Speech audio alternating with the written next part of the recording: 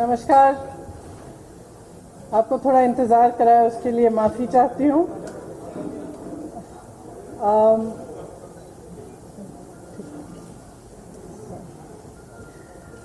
जैसे सुप्रिया जी ने कहा, आज हमारी पहली प्रतिज्ञा के बारे में बात करना चाहती हूँ मैं।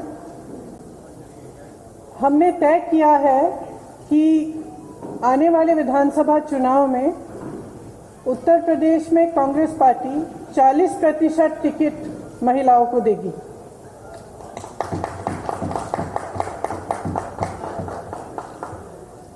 हमारी प्रतिज्ञा है कि महिलाएं उत्तर प्रदेश की राजनीति में पूरी तरह से भागीदार होंगी।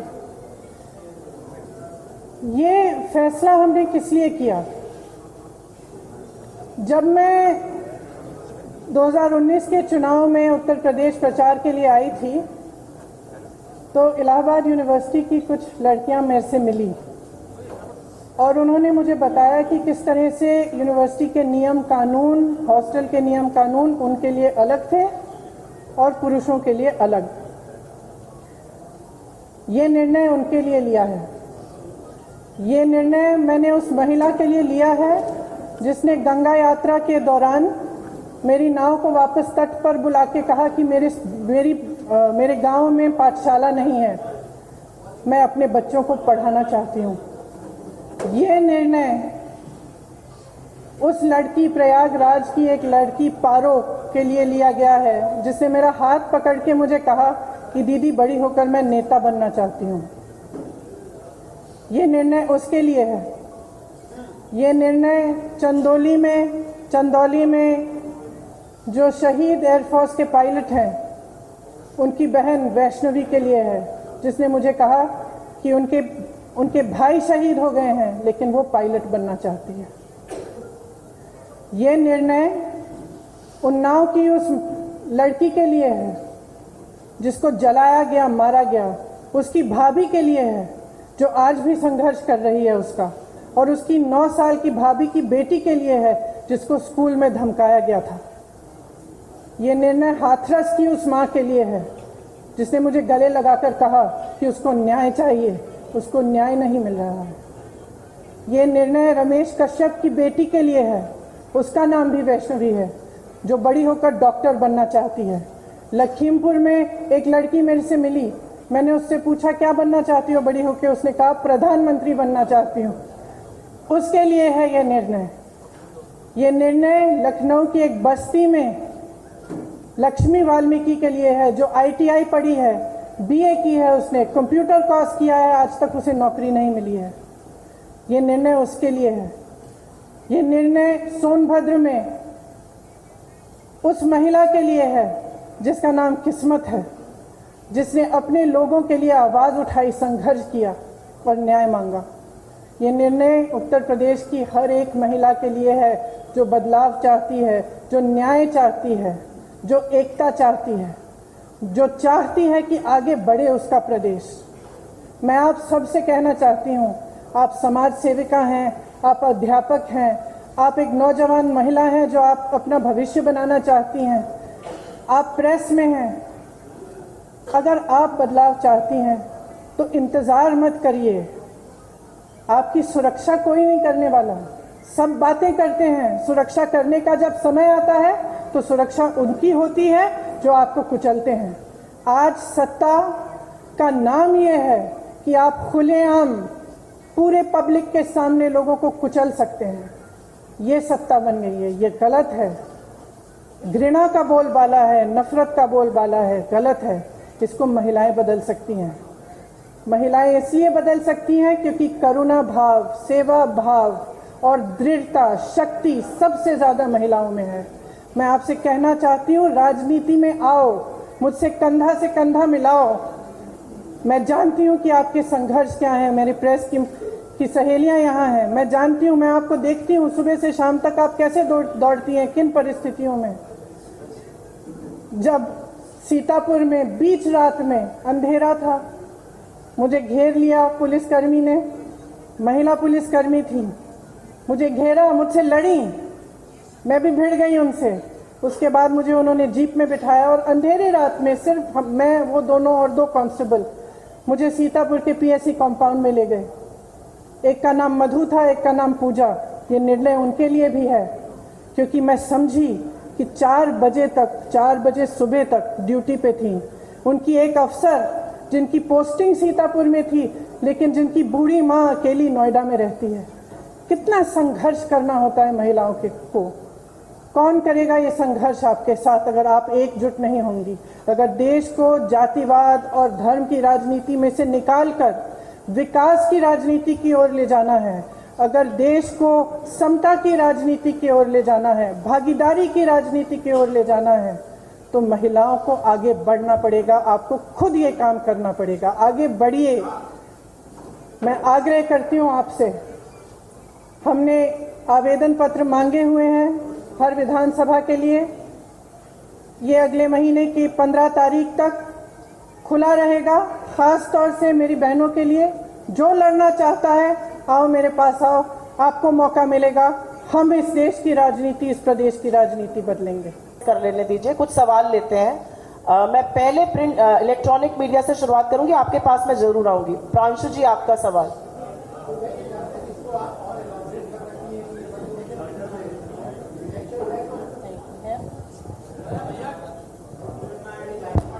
इसको अगर और इलैबोरेट कर सके कि इस डिसीजन के पीछे का एक पॉलिटिकल रैशनल क्या है, क्योंकि लोग ये चाहेंगे। सुनाई नहीं दे रहा।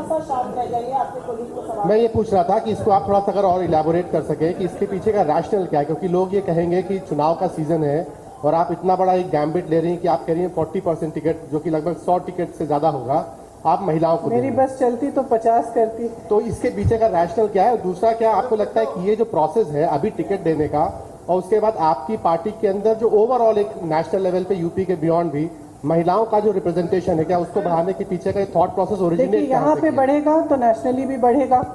मैं यूपी की इंचार्ज हूँ। यहाँ का निर्णय हम लोगों ने लिया है, सबकी सहमति के साथ लिया है। इसके पीछे, जैसे मैंने कहा, मुख्य सोच ये है कि जो महिला है वो एकजुट होकर एक फोर्स नहीं बन रही है। उसको भी जातियों में, धर्मों में बांटा जा रहा है। राजनीतिक पार्टियां सोचती हैं कि एक गैस सिलेंडर देके, 2000 रुपए देके खुश कर देंगे, लेकिन जो महिला का संघर्ष है वो एक बहुत लंबा और बहुत गहरा संघर्ष है। अगर हम समझेंगे नहीं कि हमें एकजुट होकर ये संघर्ष करना है, तब तक हमारे समाज में, हमारे देश में, हमारी राजनीति में बदलाव नहीं आ सकता है।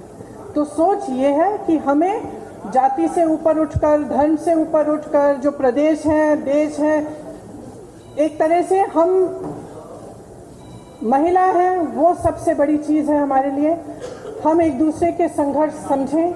जब हम देखें कि एक महिला लड़ रही है तो हमारे मन में ये नहीं आए कि अच्छा ये तो ऐसी महिला है या वैसी महिला है।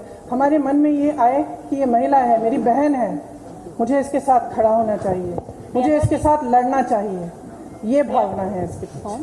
जयनेन्द्र जी, एबीपी, उनका हाथ उठा हुआ है। मैं आप सबके पास आऊंगी, थोड़ा सा धैर्य रख लीजिए।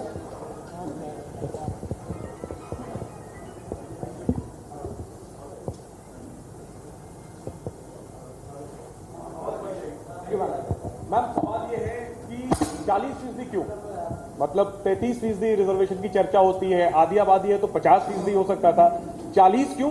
और एक सप्लीमेंट्री में ये भी पूछना चाहता हूं कि वो सवाल आ गया कि राष्ट्रीय स्तर पर ये होगा या नहीं। जनरली हम देखते हैं कि महिलाओं की भागीदारी के नाम पर नेता अपनी पत्नियों को, अपने परिवार की महिलाओं को आगे कर देते हैं, तो ये ना हो, इसके लिए आपने सोचा है, क्या कदम उठाएंगे? Thank you. देखिए, आपने दो सवाल किए। सबसे पहले 40 क्यों नहीं? शुरुआत है, 40 से शुरू करेंगे। अब मैंने कहा अगर मेरा बस चलता तो 50 होता, तो लेकिन सबकी सहमति के साथ 40 तय किया है। अगले चुनाव में 50 भी हो सकता है। सबसे पहला ये। दूसरा, देखिए, ये सच है कि कई बार लोग अपनी पत्नियों को, बेटियों को चुनाव लड़वा लेते हैं, लेकिन इसमें कोई इतनी बड़ी बुराई नहीं है। लड़ लेती हैं, उसके बाद सक्षम हो जाती हैं। मुझे याद है, कमेटी में एक प्रधान थे, उन्होंने अपनी बीवी को लड़ाया, कुछ साल बाद मेरे पास आए, कहा कि आप संभालिए, मुझसे तो नहीं संभलती है, सारे निर्णय ले रही है। तो मैंने कहा आप क्यों रो रहे हो? तो ये तो देखिए, ये प्रोसेस होता है, एक शुरुआत होती है इस प्रोसेस की और आस्ते आस्ते सक्षमता मिलती है। तो इसमें मुझे तो कोई बुराई नहीं लगती। सीमांत नकवी जी, भारत समाचार से। सब पुरुष पूछ रहे हैं। नहीं, महिलाओं के पास इसके बाद आऊंगी आप लोग के पास। Thank you. मैम, 2017-2019 में जिस तरह के नतीजे रहे हैं कांग्रेस के, ये सबने देखा। तो क्या इतनी बड़ी संख्या में महिला मजबूत प्रत्याशी आप लोगों को मिल पाएंगी 2022 के चुनाव के लिए? देखिए, हमें प्रत्याशी मिलेंगी, लड़ेंगी वो। अगर इस बार मजबूत नहीं होंगी, अगली बार मजबूत होंगी। हमें लड़ाना है, हम पूरी तरह से मदद करेंगे, समर्थन करेंगे और लड़ेंगे जी जान से।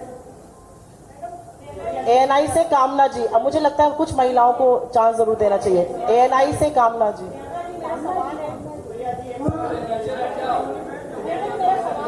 आप सबके पास आएंगे, थोड़ा सा धैर्य रख लीजिए, आप ही के कोलीग्स हैं। कामना जी, मेरा सवाल है, आपने उत्तर प्रदेश के लिए ये बात कही, मैं जानना चाहती हूँ, जिस स्टेट में ऑलरेडी कांग्रेस की सरकार है, पंजाब हो, वहां पर तो चुनाव होने वाले, क्या यही फॉर्मूला वहां पे भी लागू करेंगी?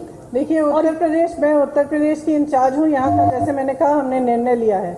अब ये मिसाल बनेगा, अगर दूसरे भी इसको फॉलो करना चाहते हैं तो बहुत अच्छा रहेगा। प्रियंका जी, जातिगत आधार पर टिकट मिलते हैं, माफ करिए, एक सवाल प्लीज पूछिए, उनको खत्म करने दीजिए, फिर आपके पास आते हैं। महिलाओं को जो टिकट दिया जाएगा, क्या वो जातिगत आधार पर दिया जाएगा? क्या वो जाति के आधार पर दिया जाएगा? महिला की सक्षमता के आधार पर दिया जाएगा, मेरिट के आधार पर। वो कितना काम कर रही है, कितना उसके विधानसभा के लोग उनको पहचानते हैं, उसके हिसाब से दिया जाएगा। नहीं, एक शायद ये इंतजार कर रही थी, ये जी। क्यों नहीं, आपको लड़ना है तो लड़िए। वो पीछे सवाल पूछ रहे, उसके बाद आपके पास आते हैं।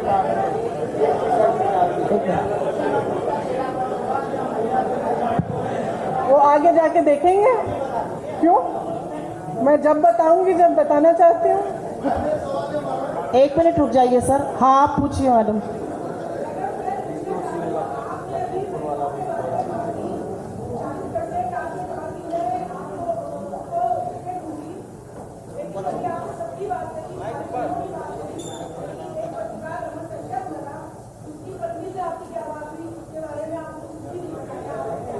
मैंने उनकी बेटी का जिक्र भी किया, आप शायद सुन नहीं रही थी।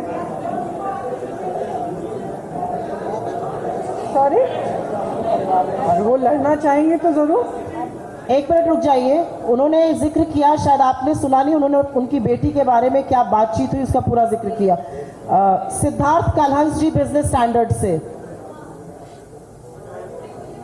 यहाँ पे है। 2 मिनट बैठ जाइए, अभी वो पूछ रहे हैं, उनके हाथ में माइक है।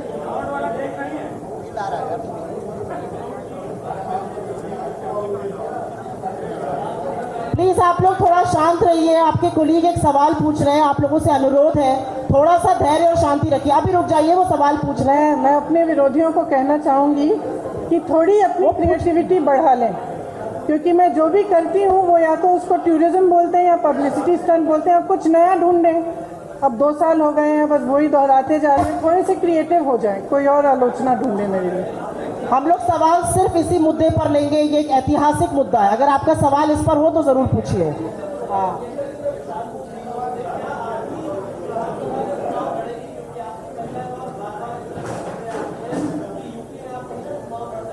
ये निर्णय मैंने अभी लिया नहीं है, अभी कुछ टाइम है चुनाव के लिए, मैं ले लूंगी। हाँ, इस पे सोच के मैं निर्णय लूंगी कि लड़ना है कि नहीं। रोहित जी, नवभारत टाइम से, नवभारत टाइम से रोहित जी।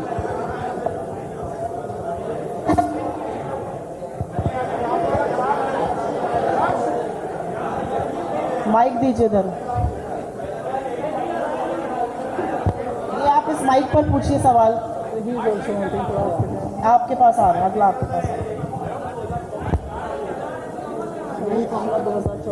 हेलो, आशा है कि 2024 में इससे ज्यादा होगा। आपका सवाल।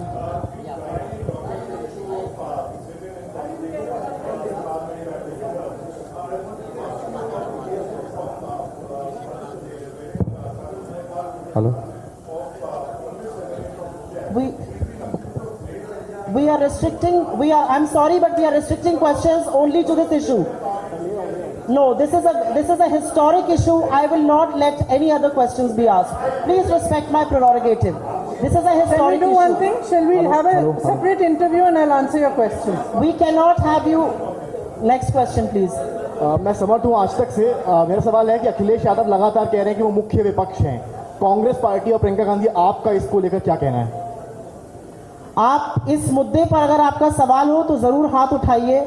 आज ये ऐतिहासिक है। मुझे लगता है कि इस मुद्दे को समझिए।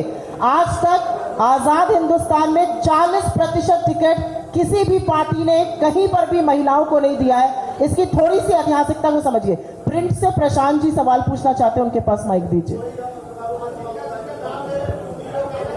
आपके पास भी आएंगे। मैं कहीं जा नहीं रही हूँ। अभी तो पत्रकारिता कहीं चल जा रही है नहीं ना। रही हूँ। प्रियंका जी, आपने तो सवाल पूछा। मेरा सवाल ये है कि मैं कहीं जा नहीं रही हूँ।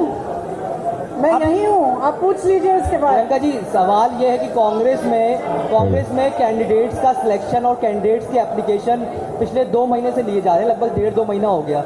लेकिन फैसला आज आप ये करती हैं कि 40% टिकट आप महिलाओं को देंगी। तो क्या जो जितने भी कैंडिडेट्स ने अभी अप्लाई किया, क्या उनमें से कोई जेन्युइन नहीं थे तो 40% का फैसला करना पड़ा, या नतीजों को ध्यान में रखते हुए, क्योंकि कांग्रेस का गठबंधन भी अभी क्लियर नहीं है किसी के साथ होगा या नहीं होगा, या जो भी पहले के नतीजे रहे हैं, या उनको देखते हुए ये फैसला लेना पड़ा कि 40% टिकट? देखिए, ये लेना पड़ा नहीं है। ये फैसला मैंने आपको समझाया किस लिए लिया। मैंने इससे पहले काफ़ी इलेबोरेट किया कि क्यों लिया गया है ये फैसला। ये फैसला महिलाओं के सशक्तिकरण के लिए है। इसके पीछे और कोई छुपा राज नहीं है। यहाँ से कुछ सवाल थे, अगर इस मुद्दे पर हो तो आप जरूर पूछिए। इस मुद्दे पर है,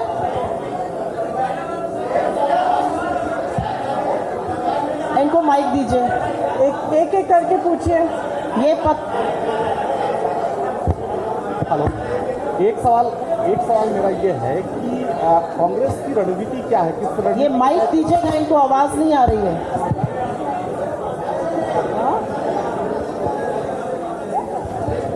आने वाले चुनाव में बड़ी चुनौती है कांग्रेस के सामने।